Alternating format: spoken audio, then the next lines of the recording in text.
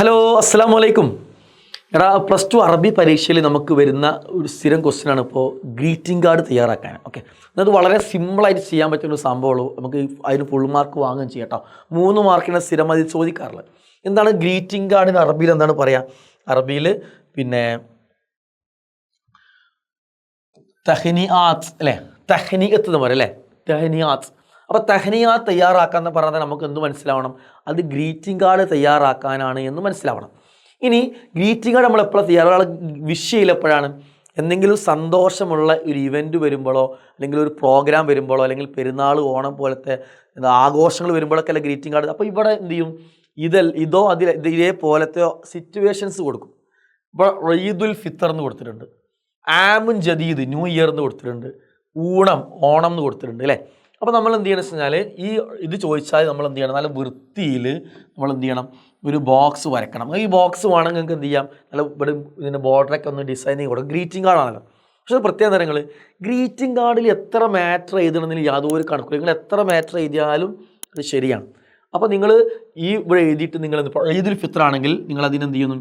നല്ല അടിപൊളിയിൽ അതിന് ഹെഡിങ് കൊടുക്കുന്നു, ഈദുൽ ഫിത്തർ അല്ലേ.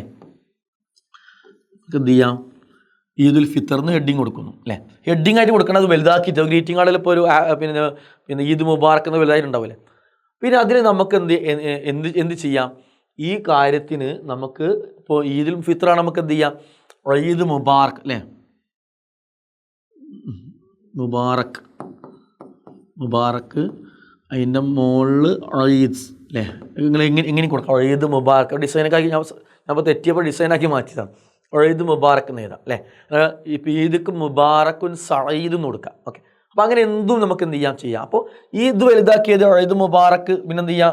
ഈ പെരുന്നാളൊരു പ്രാർത്ഥന ഉണ്ട്, അറിയുമെങ്കിൽ എഴുതിയാൽ മതി. തഖബ്ബലല്ലാഹു മിന്നാ വ മിൻകും, മിന്നാ വ മിൻകും. ഓക്കെ, അങ്ങനെ എഴുതാം. അപ്പോൾ ഇത്രയേ ഉള്ളൂ.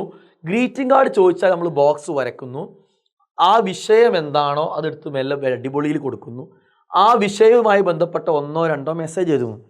അപ്പോൾ നിങ്ങൾക്ക് എന്ത് ചെയ്യാം? ഇതുമായി ബന്ധപ്പെട്ട മെസ്സേജ് എന്തും എഴുതാം. അപ്പോൾ ആമുൻ ജദീദ് ന്യൂ ഇയർ ആണെങ്കിൽ എന്ത് ചെയ്യാം? കുല്ലു ആമിൻ വ അൻതും ബിഖൈർ എന്ന് എഴുതാം. ഇനി നിങ്ങൾക്ക് അറിയാത്തൊരു കാര്യമാണെന്ന്, അപ്പോൾ നിങ്ങൾക്ക് എന്ത് ചെയ്യാൻ തരാം? ഞാൻ ഈ പറഞ്ഞത് എല്ലാ ഇതിലും എഴുതാം. ഉഹന്യു ലക്ക് അല്ലേ, ഉഹന്യു ലക്ക്, ഐ വിഷ് യു എന്നാണ് അർത്ഥം അല്ലേ. ഹയാത്തൻ